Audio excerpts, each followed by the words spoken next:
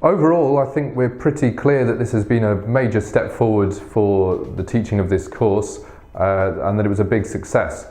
I mean, firstly, we had the student reaction, which was overwhelmingly positive. We also had exam data that we could analyse, and we were able to do proper statistical analysis of this, comparing it with exam data from the 3 years previously. And what we found, where we controlled for differences amongst the students, differences in the difficulty of the exams, we found that we'd added something like 5 marks to the average grade of a student, which is quite a big increase. I mean, that's half of a degree class, if you like. So that was a really positive thing. But even if you don't believe the exam data that we had, we saw engagement significantly improved. I mean, the attendance was much better throughout the year. And in fact, because the attendance was higher and we were asking students to go to twice as many classes, what we found was that over the year, students had attended something like 3 times more classes of these small problem classes than they used to. Now, our belief is that that's where the students really benefit from interaction with staff. That's really where they're going to do most of their learning. So the fact that they were attending 3 times as many sessions of that form, I think speaks for itself. Of introducing a flipped classroom into our course for Mathematics for Engineering students has been very positive.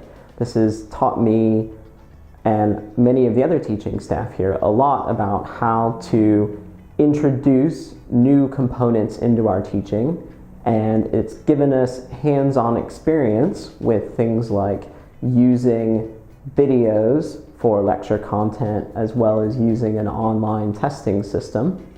I think this has been a really valuable learning experience for many of us into just thinking about how different teaching components can interact and how they can serve particular purposes when you're trying to design learning activities and when you think about the environment in which those are taking place. It's also clear that setting up a flipped classroom method really does take a lot of effort. It took a lot of us time in the design phase, and then in the sort of post-design pre-implementation phase where we were designing the specifics of the videos and the classroom material and writing the online tests. And then also in the implementation, in our case, we were taking a very large lecture and breaking it up into a lot of smaller, more intimate classroom experiences. And that means there is more time spent for us at this point than there used to be in face-to-face teaching, but the payoff is that we have much higher quality teaching and the students are really getting a lot more out of this. So there is definitely space for really good flipped classroom teaching, but it has to be designed well, it has to be thought through, and it's worth taking the time and putting forth the effort at the very beginning to ensure that students and teachers get a really positive experience in the class itself.